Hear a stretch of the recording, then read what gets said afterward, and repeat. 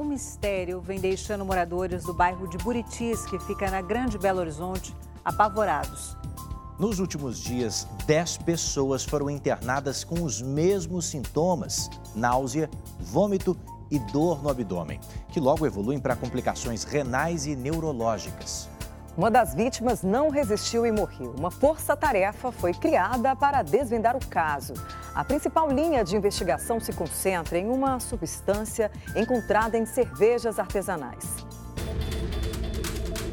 Um sujeito alto astral, o típico boa praça, agregador, um apaixonado por atividade física.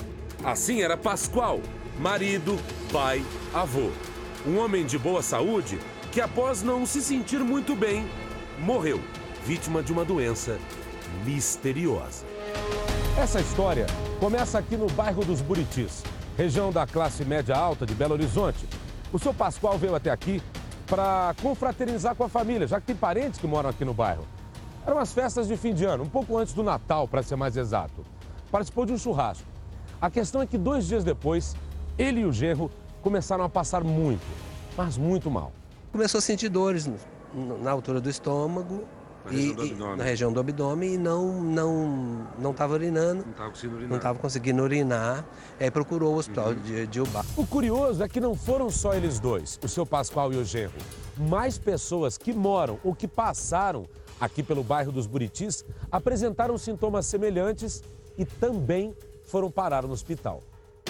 Até agora, 10 pessoas estão internadas, apresentando sérios problemas nos rins, inclusive sendo submetidas a hemodiálise, dores abdominais fortes e problemas neurológicos que levaram à paralisia de pernas e braços.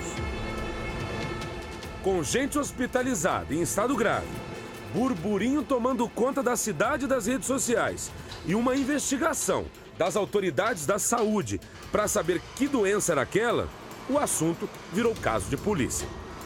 Logo que a Polícia Civil recebeu as informações sobre os acontecimentos já de notório conhecimento, nós diligenciamos em abrir uma investigação preliminar sobre os fatos para que, inicialmente, houvesse um acompanhamento de todos os eventos e as informações fossem sedimentadas dentro de um caderno inicial. Na quinta-feira, a Polícia Civil divulgou um laudo preliminar sobre as investigações. O documento apontou uma substância pouco conhecida do público, dietileno glicol. É uma substância muito utilizada em tintas, em cosméticos, em produtos de roupa e como desengordurantes, desengraxantes em detergentes e como anticongelante, para diminuir o ponto de congelamento e com isso a substância ficar mais gelada sem congelar. Ele é rapidamente absorvido quando ingerido. No rim ele causa uma destruição das células renais, do parênquima, do tecido renal do rim, o que causa paralisação. O rim para de funcionar. E a terceira fase da intoxicação, que é a mais grave, que é a paralisação dos nervos, né? Um ataque ao sistema nervoso central, com descrição de cegueira, os nervos vão parando de funcionar e o paciente fica com dificuldade de respirar, com necessidade de suporte ventilatório. A substância tóxica foi identificada no lote 1348 das linhas de produção L1 e L2 da cerveja Belo Horizontina, fabricada pela Báquia. À Polícia Civil foram encaminhadas 2 amostras, na verdade 4 garrafas de cerveja, para que a gente fizesse uma análise sobre eventual contaminante nessas amostras. Dessas 4 garrafas de cerveja, elas foram recolhidas nas casas de pacientes que tinham uma síndrome renal neurológica, acompanhado pela Vigilância Epidemiológica do Estado e do município. Ainda na quinta, os investigadores foram até a sede da cervejaria em Belo Horizonte para recolher mais amostras. O material foi enviado para uma análise mais conclusiva.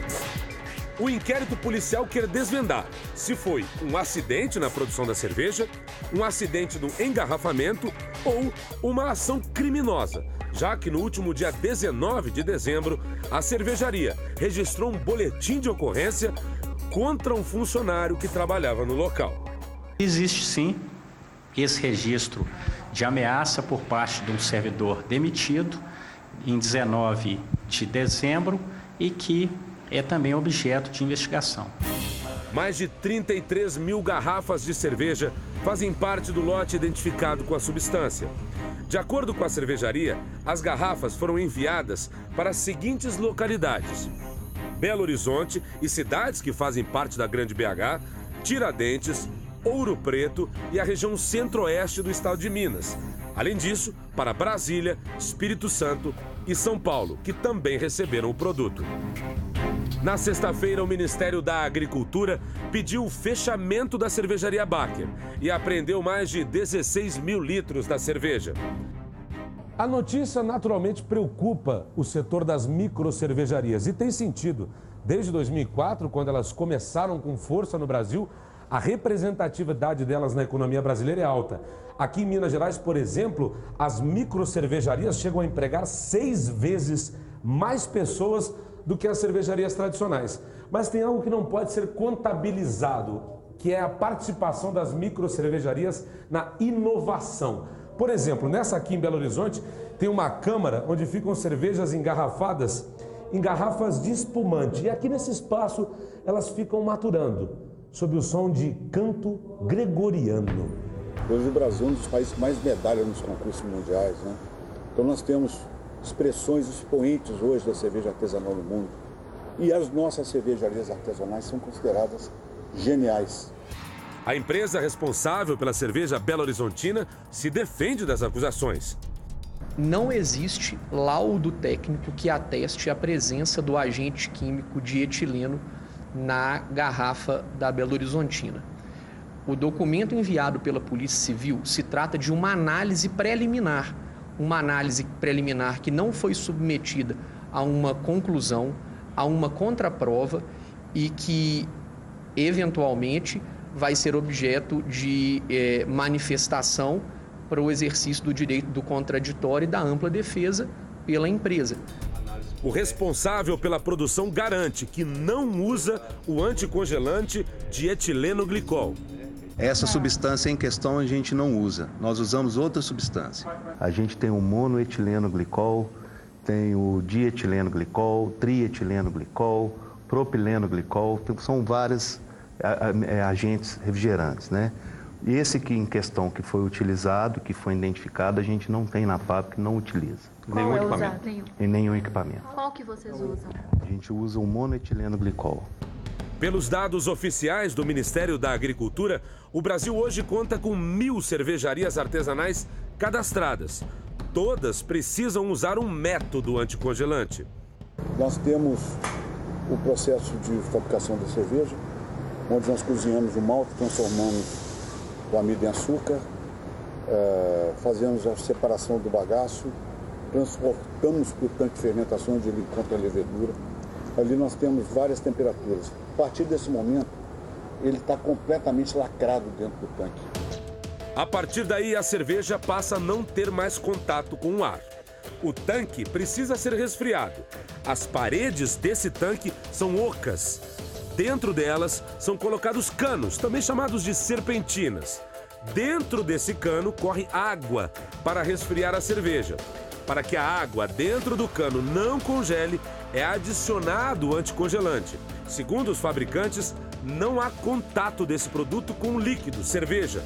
E o mais comum também não seria o etileno glicol. Pelo que a gente conhece de processo, de ciência, a coisa não se explica. Tá? Os cervejeiros, ninguém usa esse anticongelante que apareceu nessas amostras de cerveja. Ninguém. No enterro do seu Pascoal, a família mostrou que, mais do que triste, está intrigada. Até agora, ninguém sabe exatamente do que ele morreu. A declaração de óbito dele foi causa desconhecida, indefinida. aguardando exames. Então está esperando o exame de uma série de coisas, de uma série de coletas que foi feita no corpo dele para tentar descobrir a causa. O genro do seu Pascoal segue internado. O rapaz está fazendo hemodiálise e, por enquanto, não está conseguindo mexer os braços e as pernas. A Camila com o pai, perdendo o pai agora, e o esposo lá nessa mesma situação, no mesmo quadro, e não tem essa evolução. E não sabe o que fazer para corrigir ou tentar recuperar. Caso algum conhecido apresente esses sintomas, a orientação é: procure ajuda médica imediatamente. O tratamento, ele é essencial que seja precoce. Então, se detectado um caso de ingestão desses produtos, tem que imediatamente procurar um hospital que tenha bom recurso, porque nesse momento agudo é a hora de de utilizar antídotos. É a hora de interromper esse metabolismo que está acontecendo no organismo e produzindo a substância tóxica.